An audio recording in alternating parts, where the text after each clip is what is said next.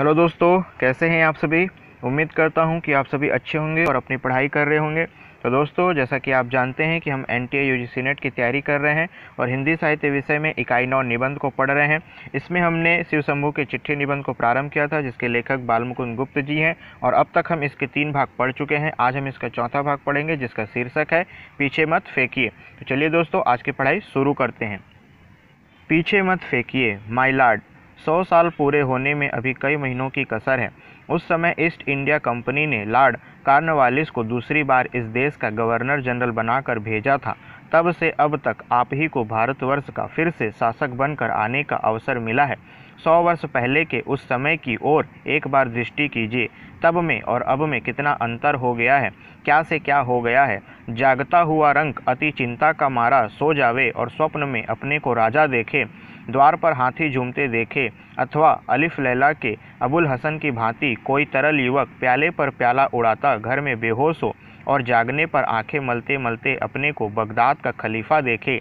आलीशान सजे महल की शोभा उसे चक्कर में डाल दे। सुंदरी दासियों के जेवर और कामदार वस्त्रों की चमक उसकी आंखों में चकाचौंध लगा दे तथा सुंदर बाजों और गीतों की मधुर ध्वनि उसके कानों में अमृत ढालने लगे। तब भी उसे शायद आश्चर्य न हो जितना 100 साल पहले की भारत में अंग्रेजी राज्य की दशा को आजकल की दशा के साथ मिलाने से हो सकता है। जुलाई सन 1805 ईस्वी में लॉर्ड कॉर्नवालिस दूसरी बार भारत के गवर्नर जनरल होकर कलकत्ते में पधारे थे। उस समय ईस्ट इंडिया कंपनी की सरकार पर चारों ओर से चिंताओं की भरमार हो रही थी। आशंकाएं उसे दम नहीं लेने देती थी। हुलकर से एक नई लड़ाई होने की थी। सिंधिया से लड़ाई चलती थी। खजाने में बरकत ही बरकत थी। जमीन का कर वसूल होने में बहुत देर थी। युद्ध स्थल में लड़ने वाली सेनाओं को 5-5 महीने से तनख्वाह नहीं मिली थी। विलायत के धनियों में कंपनी का कुछ विश्वास न था। 70 साल का बूढ़ा गवर्नर जनरल यह सब बातें देखकर घबराया हुआ था। उससे केवल यही बन पड़ा कि दूसरी बार पदारूढ़ होने के तीन ही मास पीछे गाजीपुर में जाकर प्राण दे दिया। कई दिन तक इस बात की खबर भी लोगों ने नहीं जानी। आज विलायत से भारत तक दिन में कई बार तार दौड़ जाता है। एक घंटों में शिमले से कलकत्ते तक स्पेशल ट्रेन पार हो जाती है। उस समय कलकत्ते से गाजीपुर तक जाने में बड़े लॉर्ड को कितने ही दिन लगे थे। गाजीपुर में उनके लिए कलकत्ते से जल्द किसी प्रकार की सहायता पहुंचने का कुछ उपाय न था। किंतु अब कुछ और ही समय है माय लॉर्ड। लॉर्ड कॉर्नवालिस के दूसरी बार गवर्नर जनरल होकर भारत में आने और आपके दूसरी बार आने में बड़ा अंतर है। प्रताप आपके साथ साथ है। अंग्रेजी राज्य के भाग्य का सूर्य मध्याह्न में है। उस समय के बड़े लॉर्ड को जितने दिन कलकत्ते से गाजीपुर जाने में लगे होंगे, आप उनसे कम दिनों में विलायत से भारत में पहुंच गए। लॉर्ड कॉर्नवालिस को आते ही 2-1 देसी रईसों के साथ लड़ाई करने की चिंता थी। आपके स्वागत के लिए कोड़ियों राजा रईस बम्बई दौड़े गए और जहाज से उतरते ही उन्होंने आपका स्वागत करके अपने भाग्य को धन्य समझा। कितने ही बधाई देने कलकत्ते से पहुँचे और कितने और चले आ रहे हैं। प्रजा की चाहे कैसी ही दशा हो, पर खजाने में रुपए उबले पड़ते हैं। इसके लिए चारों ओर से आपकी बड़ाई होती है। साख इस समय की गवर्नमेंट की इतनी है कि विलायत में या भारत में एक बार हूँ करते ही रुपए की वर्षा होने लगती है। विलायती मंत्री आपकी मुट्ठी में है। विलायत की जिस कंजर्वेटिव गवर्नमेंट ने आपको इस देश का वायसराय किया, वह अभी तक बराबर शासन की मालिक है। लिबरल निर्जीव है। जॉन ब्राइट, ग्लाडस्टोन, ब्राडला जैसे लोगों से विलायत शून्य है। इससे आप परम स्वतंत्र हैं। इंडिया ऑफिस आपके हाथ की पुतली है। विलायत के प्रधानमंत्री आपके प्रिय मित्र हैं। जो कुछ आपको करना है वह विलायत में कई मास रहकर पहले ही वहाँ के शासकों ने निश्चय कर चुके हैं। अभी आपकी चढ़ती उम्र है, चिंता कुछ नहीं है। जो कुछ चिंता थी वह भी जल्द मिट गई। स्वयं आपकी विलायत के बड़े भारी बुद्धिमानों और राजनीति विशारदों में गिनती है। वरंच कह सकते हैं कि विलायत के मंत्री लोग आपके मुंह की ओर ताकते हैं। सम्राट का आप पर बहुत भारी विश्वास है। विलायत के प्रधान समाचार पत्र मानो आपके बंदीजन हैं। बीच बीच में आपका गुणगान सुनाना पुण्यकार समझते हैं। सारांश यह है कि लॉर्ड कॉर्नवालिस के समय और आपके समय में बड़ा ही भेद हो गया है। संसार में अब अंग्रेजी प्रताप अखंड है। भारत के राजा अब आपके हुक्म के बंद हैं। उनको लेकर चाहे जुलूस निकालिए, चाहे दरबार बनाकर सलाम कराइए, उन्हें चाहे विलायत भिजवाइए, चाहे कलकत्ते बुलाइए, जो चाहे सो कीजिए, वह हाजिर हैं। आपके हुक्म की तेजी तिब्बत के पहाड़ों की बर्फ़ को पिघलाती है, फारिस की खाड़ी का जल सुखाती है, काबुल के पहाड़ों को नरम करती है। जल, स्थल, वायु और आकाशमंडल में सर्वत्र आपकी विजय है। इस धराधाम में अब अंग्रेजी प्रताप के आगे कोई उंगली उठाने वाला नहीं है। इस देश में एक महाप्रतापी राजा के प्रताप का वर्णन इस प्रकार किया जाता था कि इंद्र उसके यहाँ जल भरता था, पवन उसके यहाँ चक्की चलाता था, चांद सूरज उसके यहाँ रोशनी करते थे इत्यादि। पर अंग्रेजी प्रताप उससे भी बढ़ गया है। समुद्र अंग्रेजी राज्य का मल्लाह है। पहाड़ों की उपत्यकाएं बैठने के लिए कुर्सी मूढ़े, बिजली कलें चलाने वाली दासी, उड़ने वाली दूती इत्यादि। 100 साल में अंग्रेजी राज्य और अंग्रेजी प्रताप की तो इतनी उन्नति हो, पर उसी प्रतापी ब्रिटिश राज्य के अधीन रहकर भारत अपनी रही सही हैसियत भी खो दे।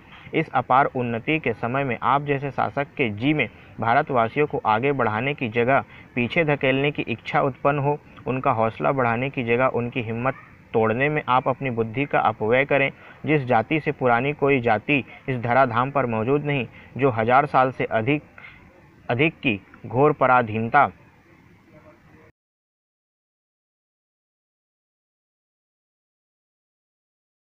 सहकर भी लुप्त नहीं हुई, जीती है, जिसकी पुरानी सभ्यता और विद्या की आलोचना करके विद्वान और बुद्धिमान लोग आज भी मुग्ध होते हैं, जिसने सदियों इस पृथ्वी पर अखंड शासन करके सभ्यता और मनुष्यत्व का प्रचार किया, वह जाति क्या पीछे हटाने और धूल में मिला देने के योग्य है?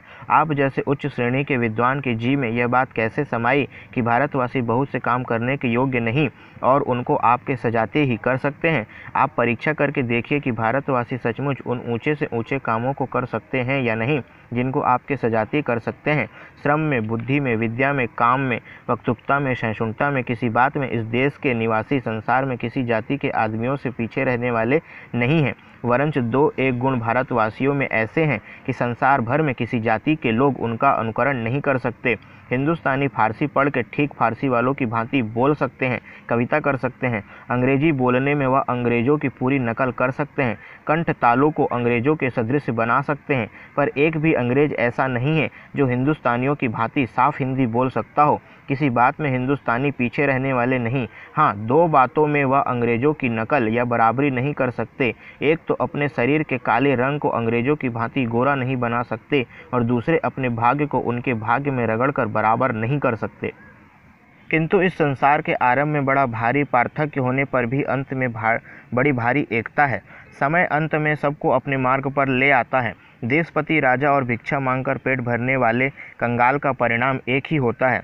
मट्टी मट्टी में मिल जाती है और यह जीते जी लुभावने वाली दुनिया यहीं रह जाती है। कितने ही शासक और कितने ही नरेश इस पृथ्वी पर हो गए, आज उनका कहीं पता निशान नहीं है। थोड़े थोड़े दिन अपनी अपनी नौबत बजा गए चले गए। बड़ी तलाश से इतिहास के पन्नों अथवा टूटे फूटे खंडहरों में उनके 2-4 चिन्ह मिल जाते हैं। माय लॉर्ड, बीते हुए समय को फिर लौटा लेने की शक्ति किसी में नहीं, आप में भी नहीं है। दूर की बात दूर रहे, इन पिछले 100 साल ही में कितने बड़े लाट आए और चले गए। क्या उनका समय फिर लौट सकता है? कदापि नहीं। विचारिए तो मानो कल आप आए थे, किंतु 6 साल बीत गए। अब दूसरी बार आने के बाद भी कितने ही दिन बीत गए तथा बीत जाते हैं। इसी प्रकार उम्रें बीत जावेंगी, युग बीत जावेंगे। समय के महासमुद्र में मनुष्य की आयु एक छोटी सी बूंद की भी बराबरी नहीं कर सकती। आप में शक्ति नहीं है कि पिछले 6 वर्षों को लौटा सकें या उनमें जो कुछ हुआ है उसे अन्यथा कर सकें। 2 साल आपके हाथ में अवश्य हैं, इनमें जो चाहे कर सकते हैं। चाहे तो इस देश की 30 करोड़ प्रजा को अपनी अनुरक्त बना सकते हैं और इस देश के इतिहास में अच्छे वायसरायों में अपना नाम छोड़ जा सकते हैं। नहीं तो यह समय भी बीत जाएगा और फिर आपका करने धरने का अधिकार ही कुछ न रहेगा। विक्रम, अशोक, अकबर के यह भूमि साथ नहीं गई। औरंगजेब, अलाउद्दीन इसे मुट्ठी में दबाकर नहीं रख सके। महमूद, तैमूर और नादिर इसे लूट के माल के साथ ऊँटों और हथियारों पर लाद कर न ले जा सके। आगे भी यह किसी के साथ न जावेगी, चाहे कोई कितनी ही मजबूती क्यों न करे। इस समय भगवान से इसे एक और ही जाति के हाथ में अर्पण किया है, जिसकी बुद्धि, विद्या और प्रताप का संसार भर में डंका बज रहा है।